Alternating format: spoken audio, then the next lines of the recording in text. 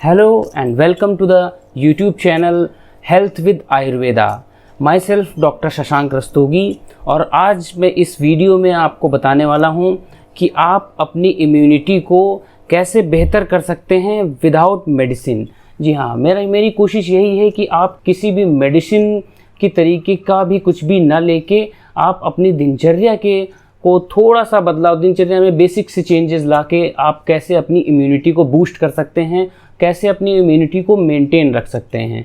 तो मेरी कोशिश इस वीडियो में यही रहेगी कि विदाउट मेडिसिन मैं आपको कुछ ऐसी बेसिक चेंजेस आपकी दिनचर्या में ही बता सकूं जिसकी वजह से आपकी इम्यूनिटी जो है वो बूस्टअप हो जाएगी, या अगर प्रॉपर है तो वो मेंटेन रहेगी। तो कुछ छोटे छोटे से पॉइंट्स हैं जिनके ऊपर मैं अभी आपको बताऊंगा कि कैसे क्या क्या आप बेसिक से चेंजेस करके अपनी इम्यूनिटी को बूस्ट कर सकते हैं। तो देखिए, अभी जब कोविड पैंडेमिक आया उसके बाद ही एक इम्यूनिटी वर्ड जो है ये एक आम पब्लिक ने भी प्रॉपर तरीके से सुना।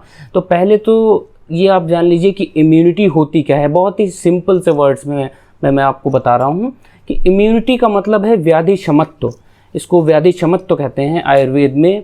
यानी कि अगर बाहर से कोई भी इन्फेक्शन होता है आपकी बॉडी में या फिर किसी भी वायरस का अटैक होता है तो फिर आपकी इम्यूनिटी जो है वो इम्यूनिटी ही वर्क करती है उससे लड़ने के लिए, सबसे पहले उससे लड़ने के लिए जाती है। और जब इम्यूनिटी और उस वायरस डिजीज़ में या फिर आप समझिए कि जो इन्फेक्शियस डिजीज़ हो तो उसका जब मुकाबला होता है तो उसमें अगर आपकी इम्यूनिटी स्ट्रांग है तो फिर आप हेल्दी रहेंगे, आपको डिजीज़ेस कम होंगी। अगर आपकी इम्यूनिटी लो है तो आप बहुत जल्दी बीमार हो जाएंगे। जैसे कि आप लोग आसपास आपके कोई ना कोई रहता ही होगा ऐसा पर्सन जो कहता होगा कि मैं हर महीने बीमार हो जाता हूँ, मुझे फीवर आ जाता है या फिर कुछ ना कुछ प्रॉब्लम्स लगी रहती हैं। दैट मीन्स कि उनकी इम्यूनिटी लो है। तो आप अपनी इम्यूनिटी बढ़ाने के लिए कुछ पॉइंट्स मैं बता रहा हूँ, उनको आप नोट कर लीजिए। पहला पॉइंट है एक्सरसाइज रेगुलरली। एक्सरसाइज बहुत ही मस्ट है आपको इम्यूनिटी बढ़ाने के लिए। और मैंने एक वर्ड कहा है रेगुलरली। ऐसा नहीं है कि आपने आज एक्सरसाइज की और कल छोड़ दी, फिर परसों की, फिर छोड़ दी, तो इससे आपकी इम्यूनिटी पे कोई असर नहीं होने वाला, बल्कि पेन हो जाएगा आपकी बॉडी में। मान लिया आज एक्सरसाइज की आपने और कल छोड़ दी, फिर वो मसल्स वार्म अप नहीं रहती हैं। और एक्सरसाइज का मतलब, मेरा कहने का मतलब ये नहीं है कि आप जिम में जाइए, जिम में जाके पसीना बहाइए। एक्सरसाइज आप किसी भी तरीके से कर सकते हैं। एक्सरसाइज का मतलब ये है कि ब्रिस्क वॉकिंग, जैसे मॉर्निंग वॉक में आप गए, ब्रिस्क वॉकिंग का मतलब होता है कि थोड़ा सा तेज़ चलना। एक होता है नॉर्मल तरीके से चलना, बट थोड़ा सा उससे तेज़ चलना। आप ब्रिस्क वॉकिंग कर सकते हैं, आप साइकिलिंग कर सकते हैं, साइकिल चलाइए मॉर्निंग में स्पेशली, या फिर आप इवनिंग में भी साइकिलिंग कर सकते हैं। और एक बहुत ज़रूरी बात कि जनरली लोग समझते हैं कि अगर वॉकिंग करनी है हमें तो वो मॉर्निंग में ही की जाए या फिर इवनिंग में की जाए। स्पेशली जब आप रात का खाना आपका हो जाए, जिसको कहते हैं डिनर, तो डिनर होने के बाद में आप एक काम करिए कि कम से कम 20 मिनट के लिए, 20 मिनट्स के लिए नॉर्मल वॉकिंग करनी है। यहाँ पर आपको ब्रिस्क वॉकिंग बिल्कुल नहीं करनी है। डिनर के बाद में आपको बिल्कुल नॉर्मल वॉकिंग करनी है 20 मिनट्स की। उसके बाद आप स्लीप के लिए जाइए। तो ये हो गया पहला पॉइंट। और दूसरा पॉइंट है मेंटेन अ हेल्दी वेट। अपने वेट के ऊपर ज़रूर ध्यान रखिए कि वेट आपका ओवरवेट नहीं होना चाहिए। और ओवरवेट अगर है तो मैं कोशिश करूंगा आने वाली वीडियोस में वेट के ऊपर एक सेपरेट सी वीडियो बनाऊं कि आप अपने वेट को कैसे मैनेज कर सकते हैं, जिससे कि आप ओवरवेट हैं तो फिर प्रॉपर वेट में आ जाएं, या फिर अंडर वेट हैं तो प्रॉपर वेट में आ जाइए। तो दूसरा पॉइंट बहुत ही important, maintain a healthy weight. और उसके बाद तीसरा पॉइंट आता है बहुत ही इंपॉर्टेंट, गेट एडिक्वेट स्लीप। आपको प्रॉपर वे में स्लीप लेना बहुत ज़रूरी है। अगर नींद आपकी अच्छी नहीं हो रही है, आप कम सो रहे हैं, तो आपका स्ट्रेस लेवल बढ़ता है। अगर स्ट्रेस लेवल आपका बढ़ेगा तो फिर आपकी इम्यूनिटी जो है वो लो हो जाएगी, या फिर कह सकते हैं कि इम्यूनिटी आपकी मेंटेन नहीं रह सकती। तो इसलिए एडिक्वेट स्लीप बहुत ज़रूरी है। अब हमारे मन में ये आता है कि नींद कितनी ली जाए, भाई किस एज ग्रुप के लिए कितने घंटे की नींद बहुत ज़रूरी है या मिनिमम मैंडेटरी है। तो उसके लिए आप देखिए, जो इन्फेंट्स एंड चिल्ड्रंस हैं उनके लिए 14 से 16 घंटे, 14 to 16 आवर मैंडेटरी है, वो सोएंगे। चिल्ड्रंस एंड इन्फेंट्स में ऐसी कोई प्रॉब्लम नहीं है, बच्चे सोते ही हैं। दूसरी चीज़ ये हो जाती है कि आपका जो टीनेजर हैं, टीनेजर ग्रुप के लिए मिनिमम 7 to 8 आवर्स, 7 से 8 घंटे की नींद बहुत ज़रूरी है टीनेजर्स के लिए। उसके बाद आता है एडल्ट्स। तो एडल्ट्स के लिए बहुत important, minimum 6 hours, maximum 7 to 8 hours. ये मिनिमम जो मैं बोल रहा हूँ 6 आवर्स की नींद आपको लेनी ही लेनी है। मैक्सिमम आप 7 to 8 आवर्स तक आप ले सकते हैं अगर आपके पास टाइम है तो। अच्छा, दूसरी चीज़ ये आती है कि हमें नींद कैसे लेनी है, किस कमरे में। स्पेशली लोग पूछते हैं मुझसे, कई बार क्लिनिक पे सवाल होता है कि डॉक्टर साहब जो है लाइट प्रॉपर बंद करके बिल्कुल अंधेरे में सोना चाहिए, या फिर हमें थोड़ी सी एक नाइट लाइट जिसको कहते हैं उसको ऑन करके सोना चाहिए, या फिर बिल्कुल अंधेरे में सोना चाहिए, या बिल्कुल प्रॉपर लाइट ऑन करके सोना चाहिए। तो देखिए, उसका सही परफेक्ट तरीका ये है सोने का कि जब आप सोने जा रहे हैं तो आपकी जो नाइट लाइट है वो जलती रहनी चाहिए, बिल्कुल डार्क रूम में नहीं सोना चाहिए। एग्जैक्टली। और बहुत ज़्यादा लाइट रूम में भी नहीं सोना चाहिए। जो नॉर्मल लाइट्स हम लोग यूज़ करते हैं वो लाइट्स नहीं ऑन रहनी चाहिए। आपकी नाइट लाइट जो आती है उसमें आप उसको यूज़ कर सकते हैं, या फिर आप अगर नाइट लाइट नहीं है आपके पास तो एक कोई भी छोटा सा बल्ब जिसकी रोशनी बहुत ज़्यादा ना हो, वो अपने बेड के पीछे, यानी जिस तरफ आप लेटते हैं, जिस तरफ आपकी आंखें होती हैं, आपका सर होता है, उसके जस्ट अपोजिट, यानी अपने पैरों की तरफ उसका फोकस नहीं होना चाहिए। आपका बल्ब उस तरह में नहीं लगा होना चाहिए। आपका बल्ब जो है आपके पीछे, सर के पीछे लगा होना चाहिए। इस तरीके से आप प्रॉपर वे में एडिक्वेट स्लीप ले सकते हैं। और इसके बाद बहुत ही इम्पॉर्टेंट पॉइंट आता है कि शुगर, लिमिटेड शुगर लीजिए, बहुत ज़्यादा शुगर नहीं लेनी है। अब लिमिटेड ही मैं ज़रूर बोल रहा हूँ, ये नहीं कह रहा हूँ कि शुगर बिल्कुल मत लीजिए, क्योंकि अति की भली न धूप है, अति की भली न छाँव। इसलिए कोई भी चीज़ आप बिल्कुल मत छोड़िए। और जब तक आप हेल्दी हैं, डायबिटिक पेशेंट के लिए अलग चीज़ें हैं, वो मैं आगे की वीडियोज़ में डिस्कस करूँगा। तो ये चीज़ है कि आप मन में सवाल ये आता है कि हम शुगर लें तो कितनी लें, कितनी क्वांटिटी में लें। तो एक जनरल सी स्टडी के ऊपर जो मैं बात बता रहा हूँ ये वेरी करेगी पेशेंट टू पेशेंट, बट एक आपको आइडिया लग जाएगा कि आपको शुगर कितनी लेनी है।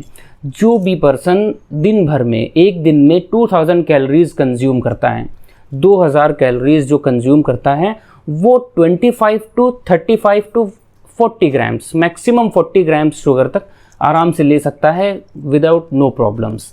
ठीक है, इससे आपकी इम्यूनिटी स्ट्रांग ही होगी और बहुत ज़्यादा शुगर नहीं लेनी है। फिर उसके बाद आता है manage your stress level. Manage your stress level, आपका स्ट्रेस लेवल जो है वो क्या करता है, आपकी इम्यूनिटी को लो करता है।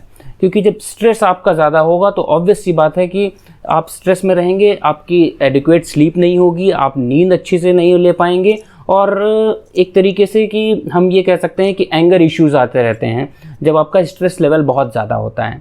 तो इसलिए स्ट्रेस लेवल को कम रखिए। स्ट्रेस लेवल कम कैसे रखा जा सकता है, अगर आप लोग चाहते हैं कि इस पर मैं एक डिटेल्ड वीडियो बनाऊं स्ट्रेस लेवल के ऊपर, स्ट्रेस लेवल कैसे कम किया जा सकता है, तो फिर आप लोग कमेंट करिएगा।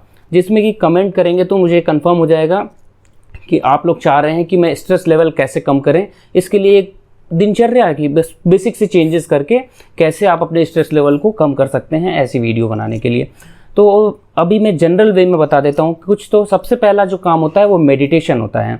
मेडिटेशन से आप बहुत ईजिली अपने स्ट्रेस लेवल को कम कर सकते हैं, या फिर आपका स्ट्रेस लेवल बहुत ज़्यादा है तो आप काउंसलिंग के थ्रू भी अपना स्ट्रेस लेवल कम कर सकते हैं। किसी प्रॉपर काउंसलर के पास जाइए और जिससे कि बात करके, या जो वो आपको डायरेक्शंस दे उस चीज़ को फॉलो करके आप अपना स्ट्रेस लेवल कम कर सकते हैं।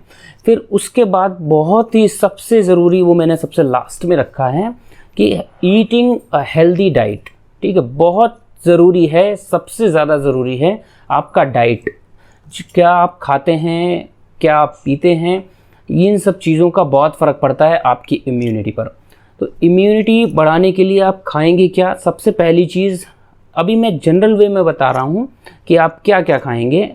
सबसे पहले आप एंटीऑक्सीडेंट्स एंड फाइबर्स, ठीक है, कोई भी ऐसा जैसे फ्रूट्स, नट्स एंड सीड्स, इस तरीके की जो वेजिटेबल्स या होल प्लांट वेजिटेबल्स जो होती हैं वो आप सब खाएंगे, जिसमें आपका एंटीऑक्सीडेंट्स होता है एंड फाइबर्स होता है।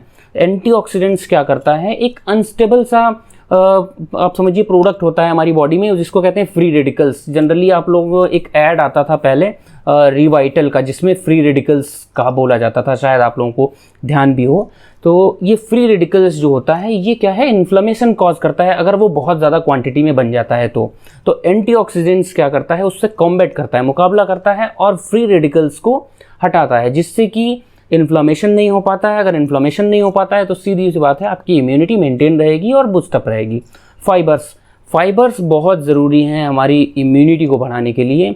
फाइबर्स का वर्क क्या होता है कि जो हमारी गट में यानी आंत में माइक्रोबियोम्स रहते हैं, यानी गुड बैक्टीरिया, जनरल भाषा में कहें तो गुड बैक्टीरिया, जो अच्छे बैक्टीरिया होते हैं जो कि डाइजेशन में हम लोगों की हेल्प करते हैं, तो उसको फीड करता है, माइक्रोबियोम को फीड कराता है। यानी फाइबर्स जो है उसका खाना है। तो जिससे क्या होगा, अगर उसको खाना मिलता रहेगा माइक्रोबियोम्स को, तो फिर क्या होगा कि हमारा डाइजेशन प्रॉपर रहेगा। डाइजेशन प्रॉपर रहेगा तो फिर जो भी हम खा रहे हैं उसका एब्जॉर्प्शन बहुत प्रॉपर रहेगा।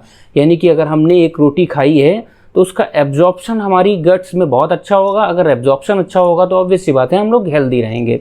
तो ये हो गया फाइबर्स की बात। उसके साथ में आप ओमेगा 3 फैटी एसिड्स ले सकते हैं, फैट्स ले सकते हैं। फैट्स में ऑलिव ऑयल बहुत ही कॉमन सी चीज़ है, ये ले सकते हैं। अगर आप इस पे भी चाहते हैं कि मैं एक डिटेल्ड वीडियो बनाऊं कि डाइट में, जैसे मैंने अभी आपको कुछ नाम गिनाए हैं, ओमेगा 3 फैटी एसिड्स, फैट्स, या फिर एंटीऑक्सीडेंट्स एंड फाइबर्स, या फिर फर्मेंटेड फूड्स भी आप ले सकते हैं। इस पे अगर आप चाहते हैं कि एक डिटेल्ड वीडियो में बनाऊं तो इस पे भी कमेंट करिएगा, मैं डिटेल वीडियो बनाऊंगा कि एंटीऑक्सीडेंट्स में आप क्या क्या ले सकते हैं, फाइबर्स में क्या क्या ले सकते हैं, फर्मेंटेड फूड्स में क्या ले सकते हैं।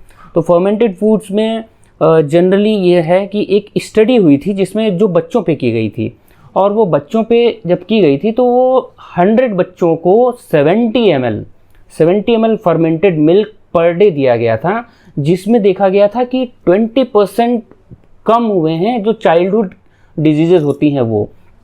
तो ऐसे समझिए केवल fermented milk 70 ml per day देने से ही उन बच्चों में 20% जो चाइल्डहुड डिजीजेज होती हैं या चाइल्डहुड इन्फेक्शंस डिजीजेज होती हैं वो कम हुई थी। तो इसलिए फर्मेंटेड फूड बहुत ज़रूरी है। तो आज की वीडियो में बस इतना ही, और कोशिश करते हैं कि आगे आने वाली वीडियोस भी आप लगातार देखते रहेंगे। और नेक्स्ट वीडियो में आप दोनों चीज़ों के लिए कमेंट करिएगा, जिसका कमेंट ज़्यादा होगा मैं उसके ऊपर एक नेक्स्ट वीडियो बनाऊंगा। हालांकि डाइट जो मैंने अभी लास्ट में बताया है, एंटीऑक्सीडेंट्स में क्या क्या होता है, फाइबर्स में क्या क्या आप खा सकते हो, ये नेक्स्ट वीडियो में आने वाला है। मगर फिर भी आप कमेंट करके बताइएगा, इससे पता चलेगा कि आप कितना ईगरली वेट कर रहे हैं नेक्स्ट वीडियो का। और बने रहिए हमारे हेल्थ विद आयुर्वेदा चैनल पे। मिलते हैं अगली वीडियो में। और इस वीडियो का लाइक एम हम रखते हैं 50 लाइक्स करिए जल्दी से जल्दी, और फिर आती है नेक्स्ट वीडियो आपके लिए। थैंक यू वेरी मच, धन्यवाद।